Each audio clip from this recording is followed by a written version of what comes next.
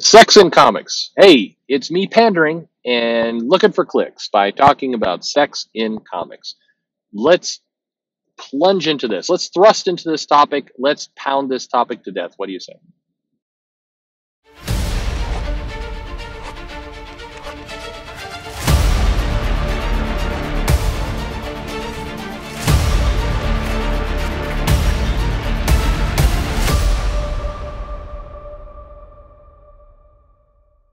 Hey, this is Perch, and I'm just going to say this is going to be an immature video. I mean, there's really no way around it because on one level, I find the whole thing slightly ridiculous of a topic, so I'm not going to take it as seriously maybe as I do other things, and so that's just a recipe for chaos. I just saying.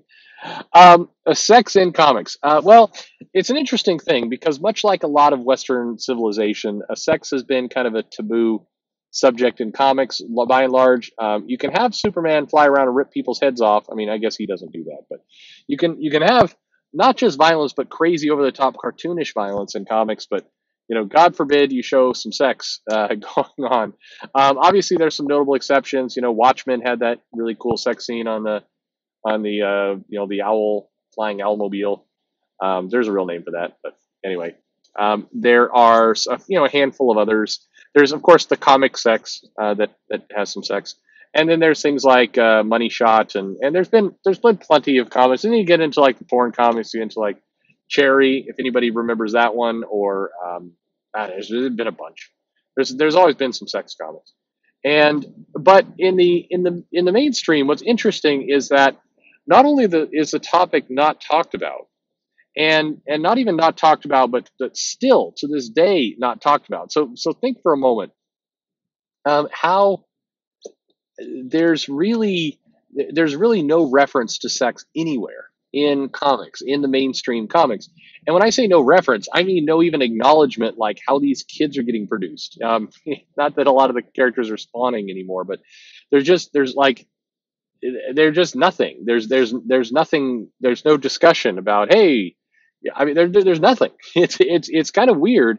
The characters are all written to be remarkably, simple about things, including what's also strange if you think about it is that comics are introducing in some of the LGBTQ topics. And now, granted, I mean, LGBTQ does not automatically connect to sex. It's not automatic that, hey, you're lesbian, therefore you got to show some lesbian sex in the comic. There's not that, but it is a little bit peculiar that just like the hetero representations of couples and things, you'll have like a kiss that goes on, or you'll have, and even then, you don't have many kisses. And the kiss is like almost treated like, oh, snap! Did you see that? Whoa, they're kissing. See how awkward that sounded? I meant that purposefully because that's how awkward it is in the comic. Even like you got America Chavez and her girlfriend. They kind of fly off, and you got Kate Bishop like, man, I'm not gay, but if I was, I'd be that kind of gay. And it's like, but you're not doing or showing anything. And I don't think they should just go off and have crazy, flying sex up there in the desert wherever that issue was. But it is strange that the representations of romance are so G-rated. Like, I mean, think about it. It's not even PG, including whether they're dealing with a straight couple or a gay couple or lesbian couple, whatever it happens to be. The transgender stuff's like, well, I'm transgender. The character will say something like that, and it's like, okay, cool, good for you. A lot of acknowledgement, cheering, but then it's like it stops, or it's like, man, I'm having relationship problems. I wish I had a relationship. Oh, I think I'll hold hands. It's Hallmark Disney Channel level of relationship of representation of sex. Once again, you do have the sex criminals and everything else. And also, I'm not saying in Spider-Man you need to have like Peter Parker come swinging in the roof going, Peter's horny. Help me get this costume off, Mary Jane, and let's make a baby now. And you don't have any of that. And I don't want that in the comic. But it's strange.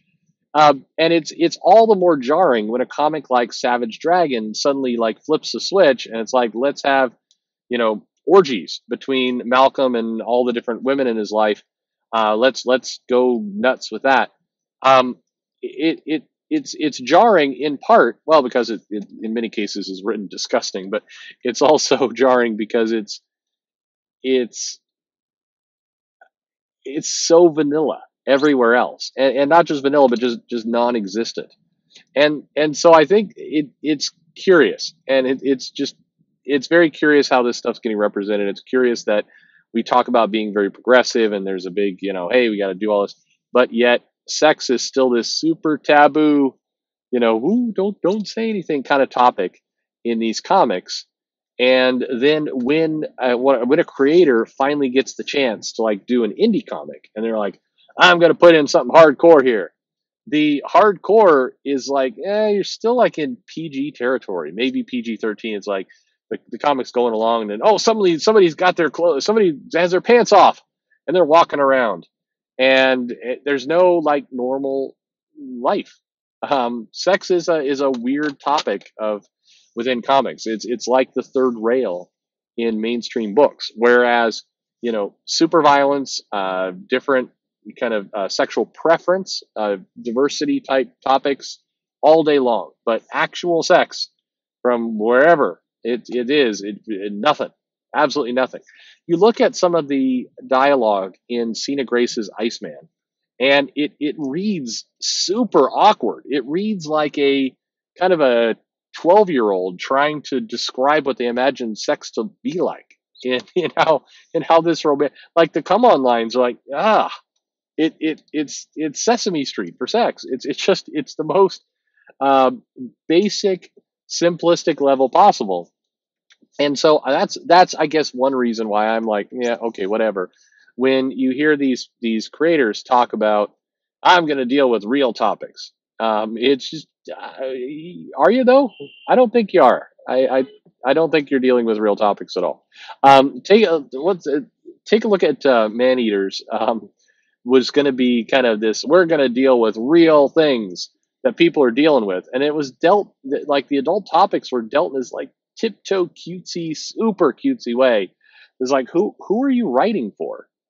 Like I think Rainbow Rowell does a better job in her tween books that she writes uh, than what some of these mature label comics do. It always strikes me as like this is written by somebody who really has very little experience with sex, or they got it by looking on the internet and ooh, what are the cool people up to these days where they're what are the sneaky deviant things that people get up to in the middle of the night? Oh, look at this. There's foot play. Oh, we should have an issue where the character's barefoot. Oh, won't that be tantalizing? I don't know. I mean, maybe I'm just rambling at this point, but I'm curious what you think. You read comics. Does this seem awkward to you? Have you ever thought about this before? That the comics, and it's true of Western media in general. I mean, in movies, people are way more comfortable showing violence and sex, but even movies in the PG-13 kind of atmosphere will have like at least some reference to, and then they slept together, and stuff happened. I mean, what was that my daughter was watching, like The Secret Life of Pets 2, and even this cartoon is at least referencing that like there was a mom and then some stuff happened and there was a kid and a kid happened. But whereas in comics it's like, ooh, we don't talk about any of that. When we talk about those kinds of topics, we say there was some cuddling that happened. It was like, oh man, you're more G-rated. You're more G-rated than Secret Lights of Pets too. I think that's my message to a lot of the writers who are being crafty. Okay. Anyway, that's fine. Maybe I'm the only one, and it's been a long day, and I'm kind of crazy. Let me know in the comments below. Cheap pandering or important topic? You decide. I did probably cheap pandering. Hey, like, subscribe if you want to hear more videos about nonsensical topics like this one. Subscribe. I'm here for you. I've got your number. It's right here. Follow me on Twitter at Comic Perch, where I also post nonsensical things. You can enjoy that as well. Thanks for putting up with this and listening.